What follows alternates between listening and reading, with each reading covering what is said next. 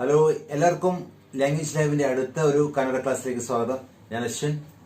നമ്മൾ കന്നഡ ക്ലാസ്സിൽ വേണം, വേണ്ട, വേണ്ടേ, വേണോ ഇങ്ങനെയൊക്കെ പറയാൻ നമ്മൾ കൃത്യമായി പഠിച്ചു. എന്നാൽ എനിക്ക് വേണം, നിനക്ക് വേണോ, അവർക്ക് വേണം, അവർക്ക് വേണ്ടേ, ഇവൾക്ക് വേണ്ടേ, ഇവൾക്ക് വേണോ ഇങ്ങനെയൊന്നും പറയാൻ നമ്മൾ പഠിച്ചില്ല. അപ്പോൾ ഇന്നത്തെ കന്നഡ ക്ലാസ്സിൽ നമ്മൾ അവർ, ഇവർ, അവൻ, അവൾ, ഇവൾ ഇതൊക്കെയാണ് പഠിക്കാൻ പോകുന്നത്. അപ്പോൾ ആദ്യത്തെ വാക്ക് നീ. നീ എന്നുള്ളതിനെ നീനു. ഞാനിവിടെ എഴുതിയത് ശ്രദ്ധിക്കുക. നീനു. നീ എന്നുള്ളതിന്റെ കൂടെ ഒരു ന്യൂ ശബ്ദം കൂടെ വെക്കുന്നു, നീനു. പലപ്പോഴും നമ്മുടെ അതേ പ്രായമായാലും നമ്മൾ ചിലപ്പോൾ അത്ര പരിചയമില്ലെങ്കിൽ, നമ്മുടെ സുഹൃത്തുക്കളല്ലെങ്കിൽ നിങ്ങൾ, താങ്കൾ എന്നാണ് ഉപയോഗിക്കുക. അപ്പോ അതുപോലെ നീ എന്നുള്ളതിന് പകരം നിങ്ങൾ, താങ്കൾ എന്ന് ഉപയോഗിക്കേണ്ട അവസരത്തിൽ ഉപയോഗിക്കുന്ന കന്നഡ വാക്കാണ് നീവു. നീവു.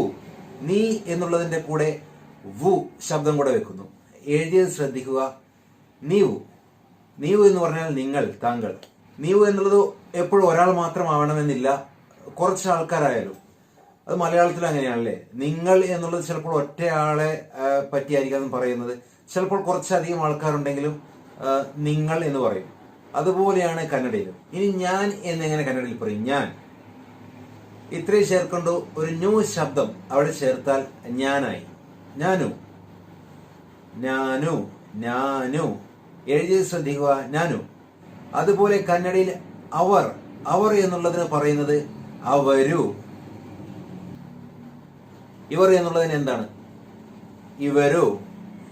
ഇവറു എന്നും ചിലപ്പോൾ സംസാര ഭാഷയിൽ ചിലയിടങ്ങളിൽ കേൾക്കാം. അത് തെറ്റല്ല, സംസാര ഭാഷയിൽ വരുന്ന വ്യത്യാസം മാത്രമാണ്. അവൻ. അവൻ എന്നുള്ളതിന് എന്തായിരിക്കും? അവനു. അവനു എന്ന് പറഞ്ഞാൽ അവൻ. അങ്ങനെയാണെങ്കിൽ ഇവൻ എന്നുള്ളതിന് എന്താണ് കന്നഡയിൽ പറയുക? ഇവൻ. തീർച്ചയായും ഇവനു. അവൾ. അവൾ എന്ന മലയാള വാക്കിന്റെ കന്നഡ അവളു. ഇൾ എന്ന ശബ്ദം മാറ്റി ലു എന്ന് വെച്ചാൽ അവളു കന്നഡയായി. ഇവൾ. ഇവളു. ഞാൻ എന്നുള്ളതിന് ഞാനു എന്ന് പറഞ്ഞു. നീ എന്നുള്ളതിന് നീനു, ബഹുമാനത്തോടെ പറയുമ്പോൾ നീവു, ഇതൊക്കെ പറഞ്ഞു. എന്നാൽ നമ്മൾ. നമ്മൾ എന്ന് പറയുമ്പോൾ പറയേണ്ടത് നാവു. ആ നാ ശബ്ദം അവിടെ വരുന്നുണ്ട്. നാവു. ഇനി ആര്. ആര് എന്നുള്ളതിനെ കന്നഡയിൽ പറയുന്നതാണ് യാരു. ആ മാറ്റി യാ ശബ്ദം വെക്കുന്നു. എഴുതിയത് ശ്രദ്ധിക്കുക. യാരു. യാരെന്താ പയ്യൻ? യാര്. യാരവൻ. യാരു. അപ്പൊ നമുക്ക് വളരെ പരിചയമുള്ള ശബ്ദമാണ്. ഇനി അത്, ഇത് ആണ് പറയാൻ പോകുന്നത്. അത്, ഇത്. അത് എന്നുള്ളതിനെ കന്നഡയിൽ പറയുന്നതാണ് അതു. ഇവിടെ പ്രത്യേകം ശ്രദ്ധിക്കേണ്ടത് അതു അല്ല, ത. തറ എന്നെഴുതുന്ന ത ശബ്ദമല്ല, ദയ എന്നെഴുതുന്ന ദ ശബ്ദമാണ്. അതു. എഴുതിയത് ശ്രദ്ധിക്കുക. അതു. അതു എന്ന് പറഞ്ഞാൽ അത്. ഇത് എന്നുള്ളതിന്റെ കന്നഡ പ്രയോഗം, കന്നഡ ശബ്ദമാണ് ഇതു. ഇവിടെ ഒരു മലയാളിക്ക് എപ്പോഴും തെറ്റുപറ്റുന്നത് ഇതു, ഇതു, താ ആണ് പറയുന്നത്. താ അല്ല പറയേണ്ടത്, ദയ എന്നുള്ള ദാ ശബ്ദം. ഇതു. എന്നാൽ ചിലപ്പോൾ കന്നഡ ഭാഷ സംസാരിക്കുന്ന കർണാടകയിലെ ചില ഭാഗങ്ങളിൽ എത്തിയാൽ സംസാരിച്ചുകൊണ്ടിരിക്കുമ്പോൾ ആ സ്പോക്കൺ ഫോം അതു, ഇതു, താ തന്നെ കേൾക്കാം.